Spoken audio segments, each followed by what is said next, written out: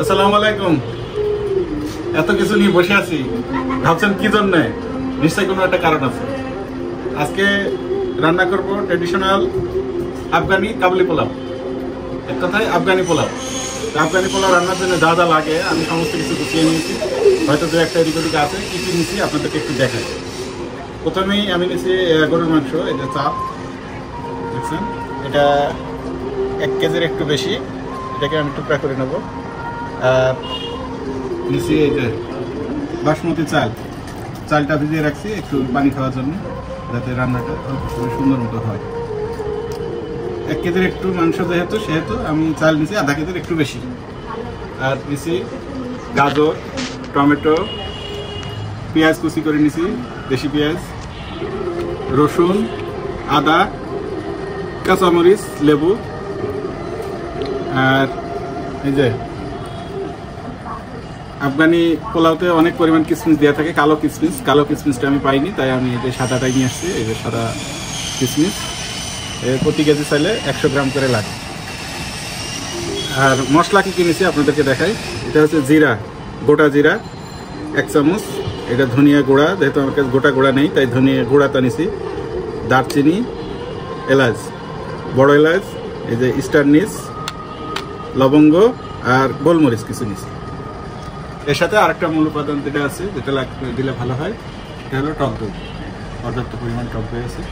এই টক দই দিয়ে আমি রান্না করি। তার জন্য আমি মাংসটা প্রথমে কেটে নেব। মাংসটাকে আমি বড় টুকরা বড় থাকবে, ছোটো করলে ভালো হবে না। বড় টুকরায় ওরা রান্না করে, ওরা অনেক বড় টুকরা রান্না করে। এটা তাহলে হয়তো এটা 1টা বা 2টা করবে বা এটা 1টাই রাখবে, কিন্তু আমি যেহেতু অল্প রান্না করবো সেহেতু এটাকে আমি 4 টুকরা করে নিই।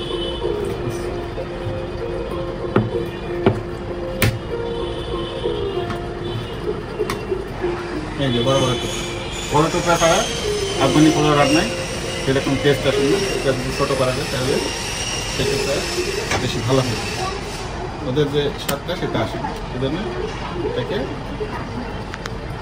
বড়ই রাখতে হবে। আমি এই যে 4 টুকরা করে দিলাম।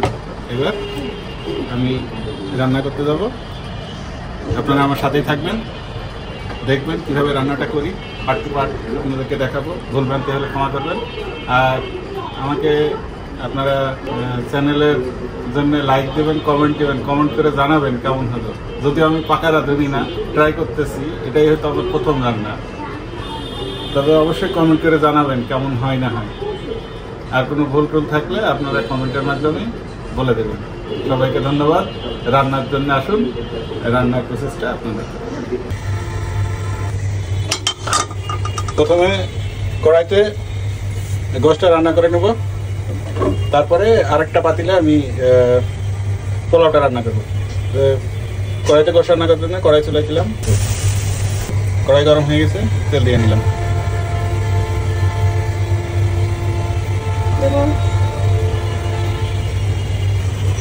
তেল গরম হয়ে গেছে, গরম তেলে মাংসটা আগে দিয়ে দেবো।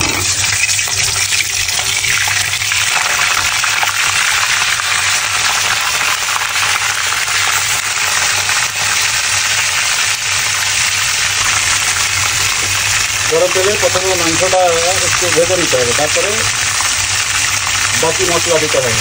এই জন্য মাংসটা একটু ভেজে নিচ্ছি। মাংসটা এরকম হালকা করে ভেজে নেওয়ার পরে পেঁয়াজ দিয়ে দিলাম। আমি পেঁয়াজগুলো দিয়ে নিলাম।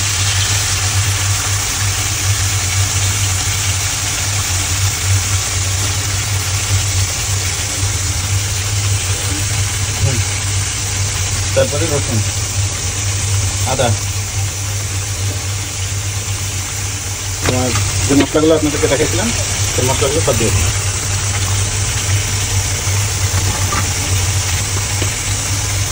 পর্যাপ্ত পরিমাণ লবণ দিয়ে নিতে হবে। ভাজার পরে দই দিয়ে দেবো, 1 কাপ পরিমাণ টক দই। স্লাইস করে রাখা টমেটো এর সাথে দিয়ে দিই। আর লবণটা অবশ্যই স্বাদ মতো দিবেন, যেন লবণ ঠিকঠাক মতো হয়। অল্প একটু গরম মশলা দিয়ে দিলাম, যেন ঠিক মতো ফ্লেভারটা আসে।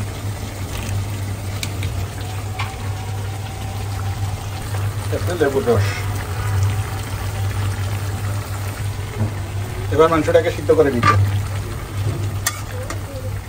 মাংসটাকে সিদ্ধ করে নরম করে নিতে হবে, তারপরে সেটা দিয়ে পোলাও রান্না করতে হবে। আমি চুলায় 1 থেকে 1.5 ঘন্টা পর্যন্ত মাংসটাকে সিদ্ধ করব, তারপরে দেখবো কি অবস্থা। ততক্ষণ আপনারা সাথে থাকুন এবং দেখতে থাকুন কি হয়। আর কাছে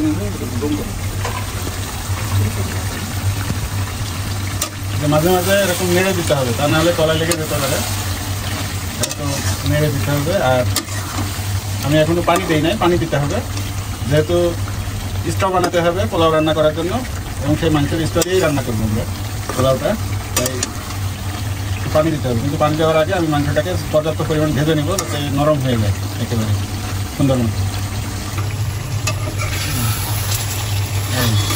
গরুর মাংসটা অনেকটাই ভাজা ভাজা হয়ে গেছে, এটা যেহেতু পুরোপুরি সিদ্ধ করতে হবে আমাকে, তাই এর ভিতরে পানি দিয়ে দেবেন। পানি দেওয়ার জন্য গরম পানি আগে আমি পাশের চুলায় দিয়ে রাখছিলাম, গরম পানি করে রাখছিলাম। গরম পানি বেশি করেই দেবো, যেহেতু এটা আমাকে স্টক করতে হবে, তাই আমি কড়াই ভর্তি করেই দিলাম। এবার সিদ্ধ হোক, সিদ্ধ হওয়ার পরে আবার ফিরে আসবো। আমাদের মাংসটা সিদ্ধ হয়ে গেছে, এখন আমরা কী করবো, মাংসটাকে উঠিয়ে নেব, উঠিয়ে অন্য একটা পাত্রে রাখবো। আর যে স্টোটা দেখলাম এই স্টোটাকে আমরা সেকে নেব। নিলাম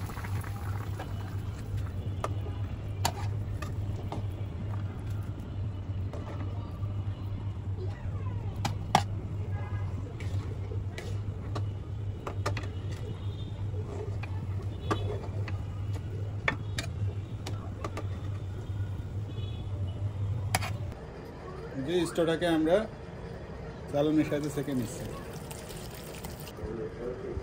পোলাও রান্না করব আমি এটাই, তাই এটাকে আলাদা করে ধুয়ে নিছি, পানিটাও ঝরিয়ে নিলাম। প্রথমে ওই যে গাজর দিয়ে দেবো,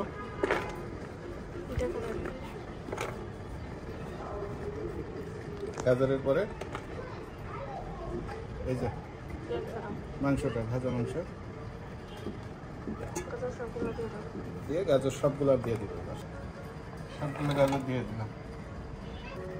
তারপরে যে ভিজিয়ে রাখছিলাম যে কিশমিশগুলো, এই কিশমিশ দিয়ে দেবো অর্ধেকটা।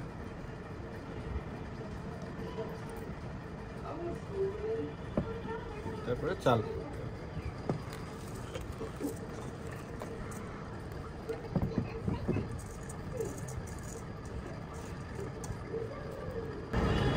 করে বাকি কিশমিশগুলো ছড়িয়ে দিতে হবে।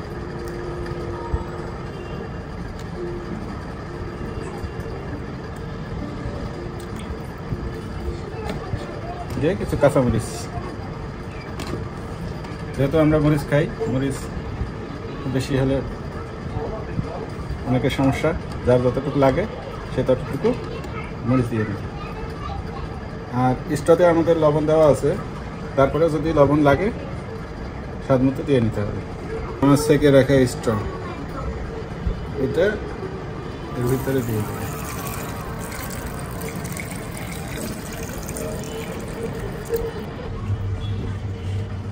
চুলায় বসিয়ে দিলাম, পানি কম আছে, আমার পানি গরম করা ছিল, পানি দিয়ে দেবো।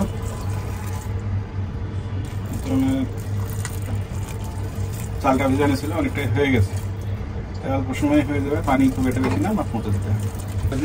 ঢাকনার সাথে একটা কাপড় দিয়ে নেবেন, যেন সুতি কাপড়, যাতে এই পানিটা এই কাপড়ে টেনে নেয়,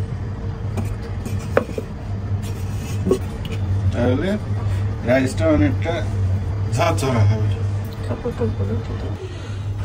চুলায় মিডিয়াম আছে আমরা 15 মিনিট রেখে দিয়েছিলাম, এই যে মিডিয়াম আছে 15 মিনিট রাখার পরে এখন আমাদেরটা হয়ে গেছে। আমরা খুলে দেখব কি অবস্থা।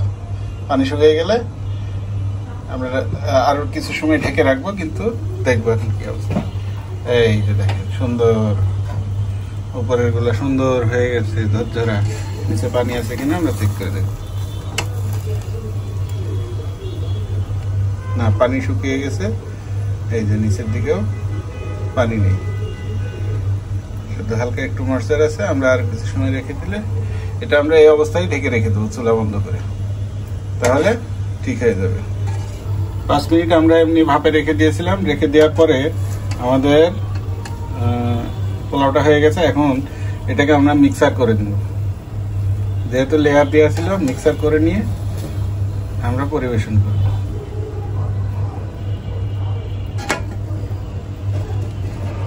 সাইড থেকে আস্তে আস্তে মিক্সার করতে হবে যাতে ভেঙে না যায়। প্রয়োজনে মাংসগুলো উঠিয়ে নিতে হবে।